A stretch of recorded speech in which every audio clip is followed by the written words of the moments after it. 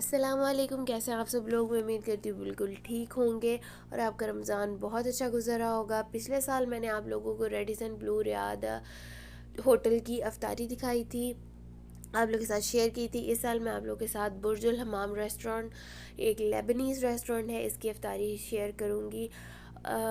ये चूँकि रेस्टोरेंट है इसलिए इसका सेटअप छोटा था और वो होटल था और उन्होंने अरेंजमेंट ज़्यादा लोगों के हिसाब से किया हुआ था। बाहर उन्होंने एक टेंट लगाया हुआ था जो उन्होंने स्पेशल रमज़ान के लिए लगाया हुआ था रेडिसन वालों ने, और उसमें वो रमज़ान के लिए हर रोज़ अफ्तारी का सेटअप करते थे। तो इसलिए वो बड़ा सेटअप था उनका, और ये रेस्टोरेंट है तो ऑब्वियसली छोटा होगा, लेकिन अरेंजमेंट्स इनकी भी बहुत अच्छी थी। अफ्तारी के लिए इन लोगों ने ऑलरेडी टेबल पे चीज़ें मैनेज करके रखी हुई थी कि फ़ौरी तौर पर अफ्तारी के लिए पानी और ड्रिंक्स जो भी आपको पीनी है वो आके वो लोग पूछ रहे थे कि फ़्रेश जूस चाहिए या फिर आपको लबन चाहिए या क्या चीज़ चाहिए वो देंगे। और उसके अलावा समोसे, रोल्स और इस तरह की चीज़ें, और सूप भी पड़ा हुआ था कि आप फ़ौरी तौर पे अफ्तारी कर लें। उसके बाद जो है ना, आप फिर जाके मेन कोर्स और स्वीट में से जो भी आपने लेना हो आप ले सकते हैं। और यहाँ पर कावा ये लोग एंड पे खाने के बाद कावे के लिए एक आदमी वहाँ पर था जो सब में कावा डिस्ट्रीब्यूट कर रहा था जिसने पीना हो। तो सबसे पहले मैं आप लोगों को जैसा आप लोगों ने देखा है कि होटल की इंटीरियर दिखा देती हूँ। बहुत ही शानदार थी, बहुत ही अच्छा खूबसूरत इन लोगों ने इंटीरियर था, और रमज़ान के लिए भी स्पेशल चीज़ें रखी हुई थी। तो अभी ये हम लोग जो है मेन कोर्स के लिए यहाँ से हमने ली है एक अदद प्लेट, और अब मैं दिखाती हूँ आपको कि मेन कोर्स में यहाँ पे क्या क्या था। क्रॉकरी बहुत प्यारी थी, इनकी डेकोरेशन पीसेस बहुत खूबसूरत थे।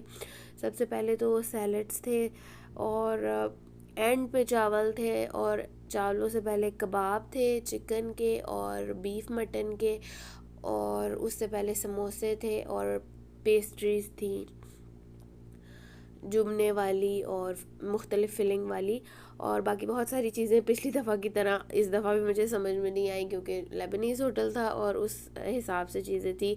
किसी को अगर पता हो तो मुझे कमेंट सेक्शन में आप ज़रूर बताएं।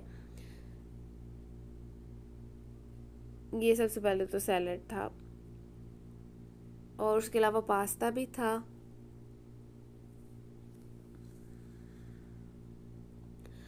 इस दफ़ा मैंने ये सोचा, मैंने पिछली दफ़ा रेडिसन में बहुत सारी चीज़ें ऐसी बीच में डाल ली थी जो मैंने सिर्फ सोचा था कि मैं खा लूँगी, देखने से मुझे अच्छी लग रही थी, और तो मुझे पता था कि हमारे मुख्तलिफ़ कंट्रीज़ की हैं। तो इस दफ़ा मैंने सोचा कि ऐसे नहीं करते, क्योंकि बाद में मुझे वो मेरे टेस्ट बट के हिसाब से नहीं सही लगी, मुझसे नहीं खाई गई, तो ज़ाया करने से बेहतर है कि फिर मैंने नहीं डाली। इस दफ़ा मैंने नहीं डाली।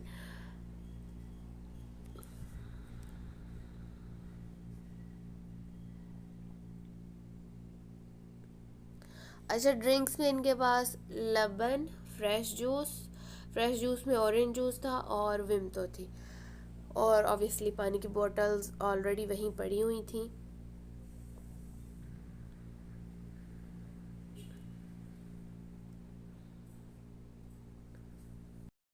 यहाँ पर बिल्कुल ब्लैकआउट करने और इधर उधर कैमरा करने के लिए माजरत, क्योंकि मैं कोशिश कर रही थी एक हाथ से कैमरे को पकड़ने की और एक हाथ से मैंने प्लेट पकड़ी हुई थी, और फिर मैं चीज़ें भी डाल रही थी, तो इस वजह से ऐसे हो गया।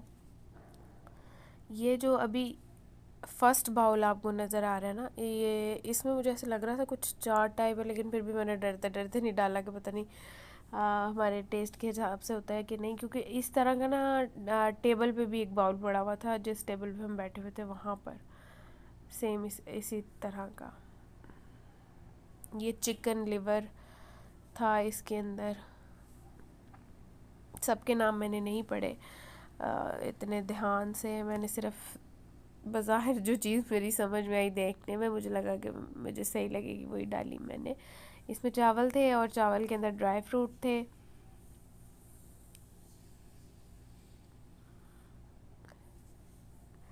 अच्छा, रेडिसन में ना उन लोगों ने आउटडोर पिज़्ज़ा, शर्मा और उसके अलावा